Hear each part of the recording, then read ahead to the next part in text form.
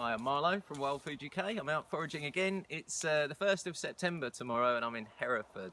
Not that that really matters because the plants I'm going to show you in a second grow everywhere in the country, in abundance, some of them. So just have a little look around. To most people this will look like a bit of waste ground with a little bit of scrub rubbish over there, but through a forager's eyes this place looks very, very different. So come this way. We are in the countryside, and all over the countryside in Britain we have these. These are cob nuts, hazelnuts. The hazelnuts you have in your Nutella.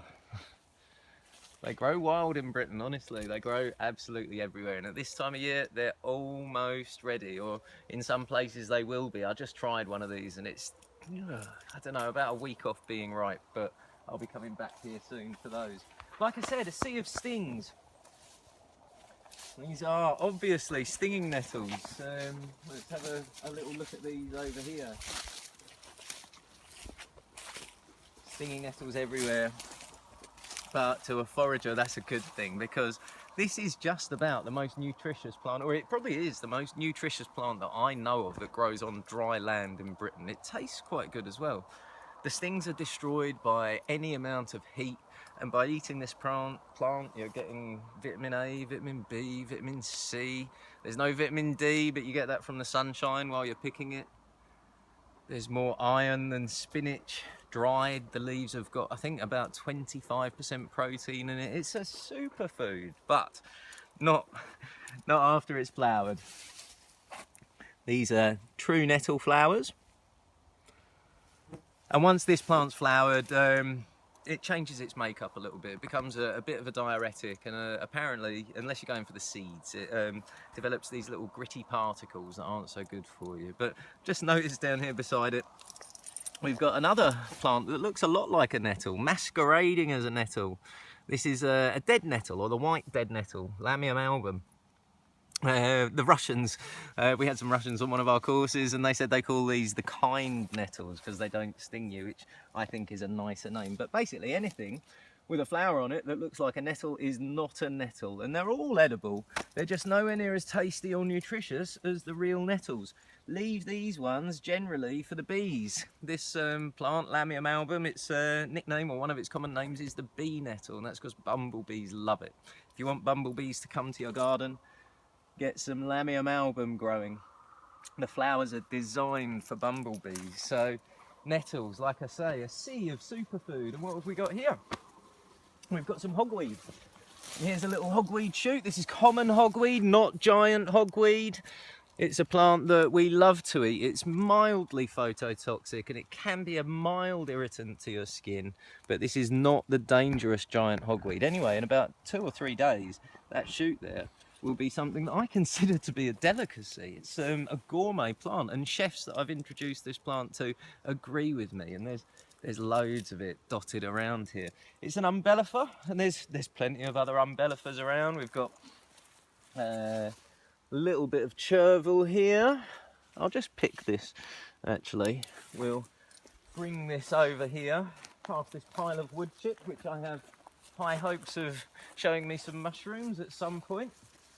The reason I've picked the chervil, which is edible, this is a plant in the umbellifer family. Umbellifer family is very interesting for foragers because it contains some lovely plants like hogweed, but it also contains some deadly plants like this one here. This is hemlock, and this younger shoot's a little bit closed up, but as it matures it can look very, very similar to chervil. Now, chervil and wild parsley, to me, they've got a bit of a grassy flavour. They've got hints of parsley to them. I don't think they're very tasty though. Other people might disagree, but here, that's one of the reasons I don't really pick chervil. But here's another one. This is hemlock, which is deadly poisonous, and this is the more mature plant here, which looks quite similar to our chervil. Now, there's a few differences, key differences, just to show you briefly. The hemlock stem has these little purple blotches on it quite often, but when young it won't do. In fact, you might want to look at a more mature stem to see those purple blotches more clearly. There you go.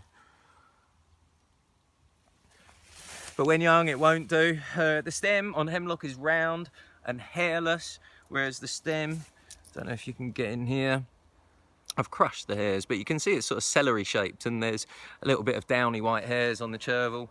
But they can be growing right beside each other, and for me, for a novice forager, chervil's a risk too far, because this isn't the only poisonous umbellifer that looks like it. There's false parsley and others that you don't want to eat, ending with the worst, which is hemlock water dropwort, which looks very much like flat-leaf parsley or wild celery, different plants like that. So what we say to novice foragers is quite simple. Anything with this feathery leaf system, or what's called a 4 or 5 times pinnate leaf system. Pinnate means split, so, or feathery. So you can see that split that way, and then split that way, and then split that way again, and there can be a further split, and each one of those splits is the amount of times it's pinnate. Many deadly poisonous plants share that leaf system, and the edible ones taste reasonably similar to parsley or grassy parsley, whereas this plant, which any gardeners amongst you will recognise, tastes of quite sweet parsley when young. There's no really young shoots. Hold on, actually, there's a bit of a younger one now. When they're very young, even younger than this, I think they taste a little bit like sweet parsley, or quite like sweet parsley, and I'll even put them in a salad. The Romans brought this plant over as a pot herb with a parsley flavour, and as you can see, it doesn't have anything like the same leaf system as hemlock. In fact, there's nothing highly toxic that looks like this. You could mistake it for dog's mercury, I suppose, if you really weren't looking hard, but this is a plant that I consider safe for novice foragers. Like I say, it's got a parsley flavour. When young, I'll eat it fresh. Well, at this stage, it's got a bit papery, so I'd blanch it, treat it a bit like spinach basically, and get rid of the stems, and it's a lovely green. There's none of it in flower here for me to show you, but if it was in flower, I'd show you, because after it's flowered, you don't really want to eat it. It's another plant like the nettles that changes its makeup a bit. It becomes a diuretic like the nettles, but it also becomes a laxative and a bit of a soporific. So technically it could, if you ate enough of it, send you to sleep, and you might wake up in a bit of a mess. So don't go for it when it's flowered, but it's the reason gardeners hate it is because if you cut it back, it comes back vigorously. I wouldn't ever introduce this plant to your garden though, please don't. Anyway, moving on, like I said, there's a bit of wood chip here. There's lots of things to talk about, but like I say, the wood chip is something that I expect over time to see a few mushrooms coming out of, possibly some of the Coprinus family. But who knows, there might be a morel there in spring. Anyway, right here, right now, we've got these very interesting looking mushrooms. I am not at present 100% sure what mushrooms these are, but what I can tell you is that they have all the danger signs that we tell novice foragers to stay away from. They're white all over. I can see the remnants of an egg sac down here. There's no skirt visible to me on the stem, but either way, this mushroom looks very much like the Amanita verosa, or the destroying angel, probably equal with the death cap in its toxicity. A very, very poisonous mushroom. So it looks enough like that just to put me off. I'm not going to take these home. I'll come back and take some photos of them and see what they are from my books. But where should we go now? We've got some hawthorn. I'm not going to spend any time on hawthorn. I've done a whole nother video on hawthorn. Please look it up if you're interested. It's a lovely, lovely plant. We've got some more of the hogweed in different stages. So we talk to people about broccoli florets from hogweed. Now, that's a very small one, but that's what I mean by the broccoli florets from hogweed. It would have been in a sheath, and that's a very, very small one, but they get much bigger. And we use those generally with cheesy recipes because they go very, very well with cheese.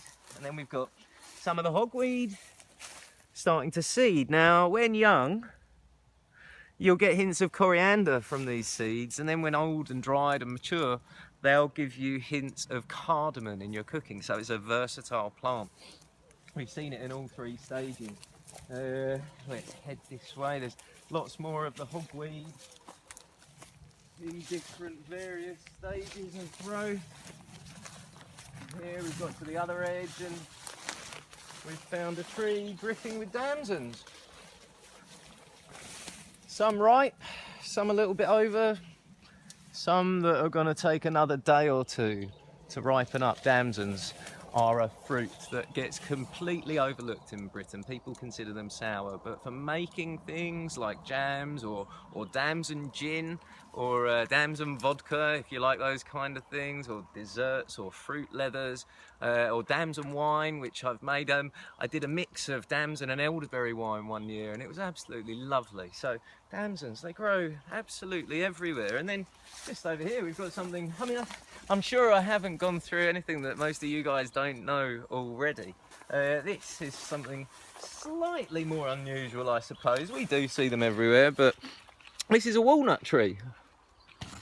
And it goes on back there, and there's a bigger one behind, and this is a walnut, which when they're starting to fall are ripe. Walnuts grow wild in Britain. There's lots more I could show you around this place, but what I wanted to do was just give you a taste of what you can see if you look hard enough with a forager's eye. I hope I've started a bit of an interest in foraging for you if you don't have one already, or I hope I've made you jealous if you're somebody who likes the kind of things that we do. Anyway, if you want to find out more, go to www.wildfooduk.com.